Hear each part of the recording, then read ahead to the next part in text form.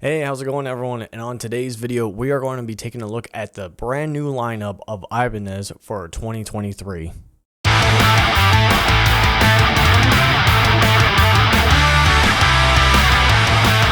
Hey everyone, how's it going? And welcome back to the channel. And if you're a new viewer, by all means, if you feel like you would like to subscribe, hit that thumbs up, leave a comment at any time during this video. I'd greatly appreciate it. It helped me out. And for all of you that keep coming back, you all are awesome. And again, thank you all so much.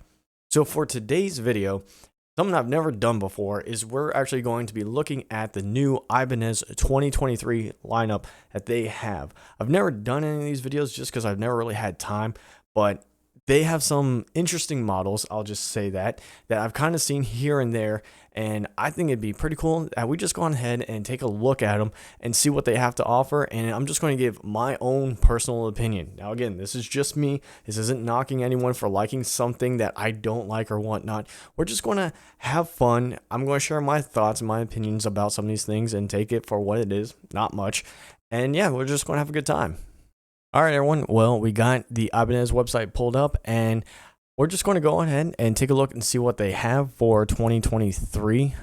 Now, this photo I have seen on Instagram quite a bit, and I've kind of like zoomed in trying to get some of the details, some of the specs, and Ibanez is definitely doing some different things for 2023.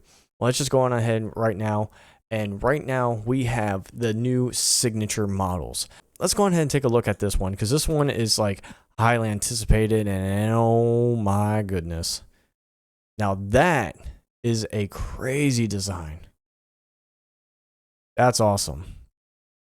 It's a bit much for me, but my goodness, there's so much like that I see in this though. I kind of see a little bit of Angel Vivaldi's little his inlays in here, how it kind of like goes around. And then this definitely reminds me of Steve Vai. So maybe that's where Tim got the influence. I'm not sure, but this is beautiful nonetheless. All right, and it's also silver. That's an interesting take too. But I don't know, maybe that's Tim's favorite color. Who knows? Let's look at what we got here. An AZ Oval C roasted maple neck. Okay, American basswood body. I've never, that to my knowledge, I don't know how heavy or light a basswood body is. Ebony fingerboard, tree of death inlay. That's interesting. From my take, also when I look at this, it kind of reminds me a little bit of like maybe a crown of thorns type. I'm not sure. If Tim has a video or something like that describing his inspiration for this design, I'd have to check that out. Or if you know of one, please put that in the comments below, because I'd like to know. But all right, so we got jumbo stainless steel frets, 24 frets. All right, Fishman. All right, so it's the Tim Henson signature HH. So he has two humbuckers. The first one is an active Alnico. The second one is also an active Alnico. All right, cool. I think I may have played some Alnico. I'm not 100% sure before. Who knows with pickups these days? Let's take a look at Scott's signature guitar. This, ooh, I like that. I like it when inlays aren't super crazy or anything like that, but they're kind of simple. But my goodness, that gold with that, it's like pearl. That's nice. That's fancy. Did not expect that for the back. Huh. That's interesting. So gold top. Was that like a dark blue or black back? Okay. Same thing. Offset white block with KRY special inlays on the 12th fret. Okay, so there's that one. Same thing, stainless steel frets. Awesome. All right, so now we're going to go down to the Axe Design Lab. Now, if I remember correctly, I think that all the Axe Design guitars are manufactured in Japan, which means that they're going to be just amazing. Absolutely amazing. The one that instantly catches my eye, though, is this one. This one here, this RGA 622XH. This looks so good. I mean, that pure black, I think it's also, I think it might be gloss. Oh, I never noticed that little switch there. It might be a split coil or something like that for the voicing. And they also have it in, oh my, that is classy. That is very nice. Well done, Ibanez. Well done. Oh man, that just, Man, that is a clean looking guitar. The black and the white, very, very well done. So yeah, they are made in Japan, but my goodness. All right, so it does look like it is a gloss finish. Was that 1, 2, 3, 4, 5-piece neck? It's kind of a thinner looking neck than I would expect, at least from some of these pictures. All right, what do we got here? A Wizard HP 5-piece maple walnut neck. Okay, cool. All right, then they got this one. This is like the one that they've been putting on like front and stage.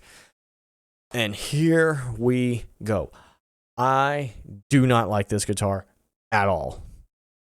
Sorry, not sorry. I do not like this thing. There is nothing on this guitar that is appealing for me. Again, that's just from me. And here's the reason why. I feel like there's just some parts that don't push through the creativity enough, and other parts where it just like, it seems so in between. Now, to someone, this is going to be their dream guitar. All right, bravo. All right, if this is you, cool. For me personally, I do not like this. I don't like how it has like this different type of gold. I was like, man, you know what this reminds me of? Actually, now I'm thinking about it, this reminds me of something that would be almost like in the 70s or 80s. Like a very retro, like I can't help but think about Austin Powers when I look at especially these pickups and this bridge. It just seems weird, like very off. Like nothing really goes together, but it kind of does in its own weird category. Not for me. Hard pass. But to someone else, hey, this is for you. All right. Then we're going to go into this guy. This is their 8-string. And I feel like they're doing their best. It's silver and gold and white, and it works. It's just that fretboard kind of kills it for me. But see, look, everyone updated the photos on that one. Why couldn't you have done it on one of your flagships, Ibanez? But yeah, so you got, what's this? Is this an 8 or 9? 4, 5, 6, 7, 8. All right. Can I count? 1, 2, 3, 4, 5, 6, 7, 8, 9. There we go. So they're 9-string.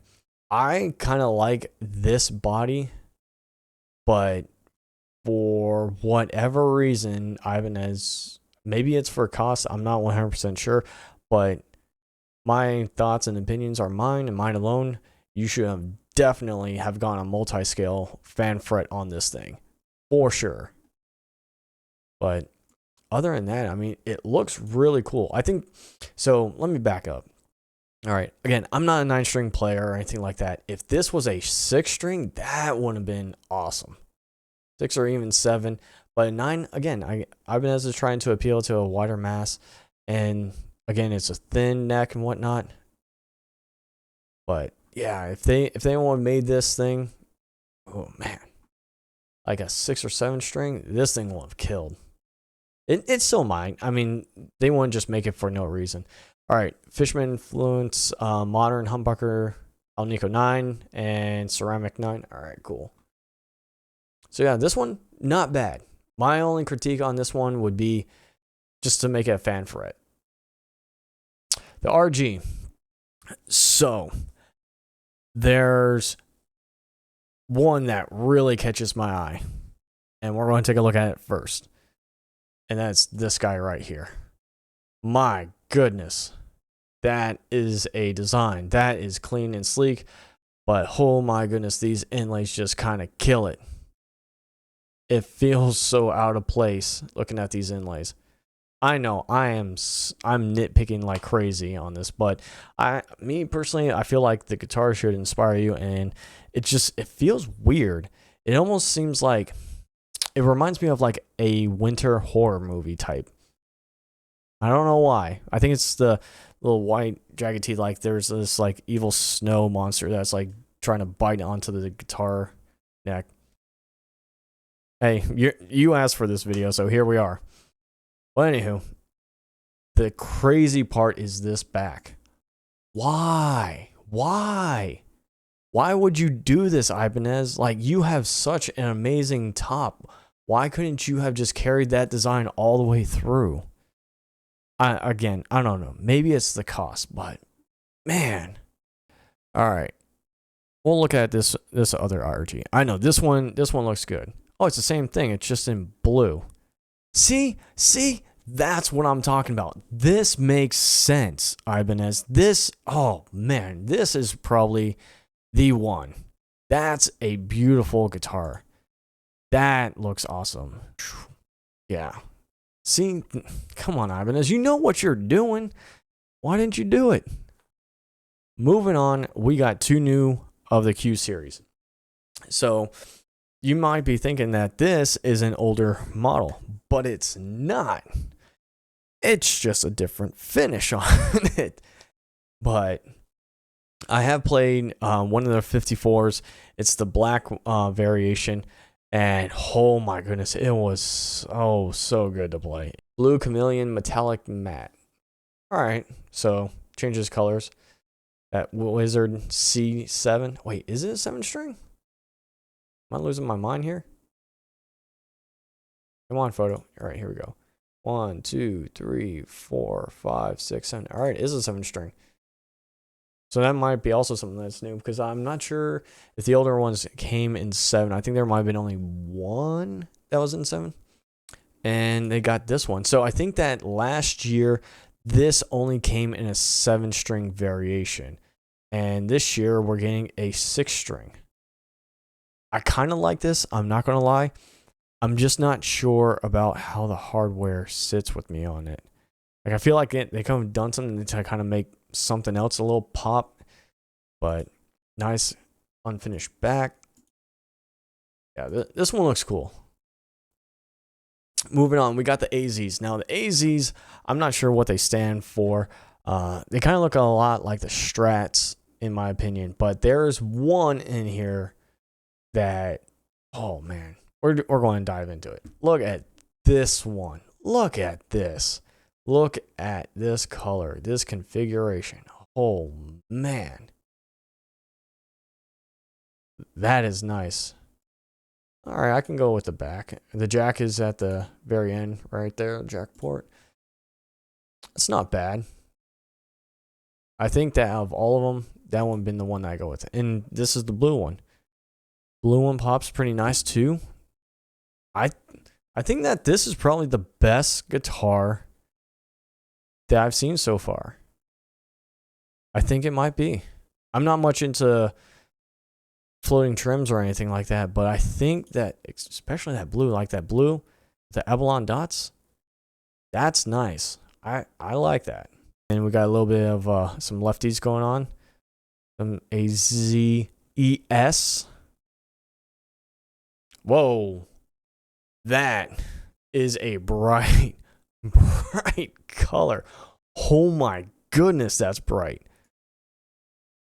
Blue's alright. Kind of dig it. But that red, my goodness. If you want a loud guitar, this might be it. Oh man, that thing is ridiculous. Of all the guitars that we've seen, I think this one would probably be the one. That one would actually, no, I stand corrected. That would be my second choice. My number one choice, the best looking guitar.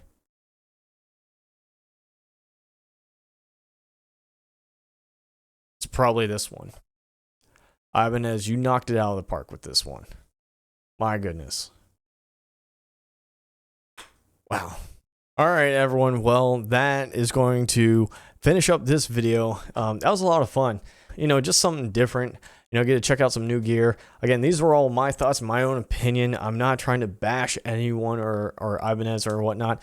But yeah, those two Ibanezes look phenomenal. I can only assume, especially the top tier one that we see on the top, that black and the white variation, that they're going to cost a pretty penny. The other one, I'm curious to see what the price is going to be on those. But that was interesting to take a look, and I'm excited for Ibanez. I don't own any Ibanez's. I've only played a few of them here and there, and they've always played really, really well. So kudos to you, Ibanez, for just knocking out of the park, trying some new stuff this year, and really just pushing the bounds. So what was your favorite? Please let me know down in the comments below. And again, I thank you all so much for hanging out and just doing a little bit of evaluating and getting to hear what I personally think about this. Some of my oddball thoughts on how I look at art and designs. But again, it was a lot of fun, and I can't wait to see what the other companies have for us in 2023. So until then, I'll see you all again in the next video.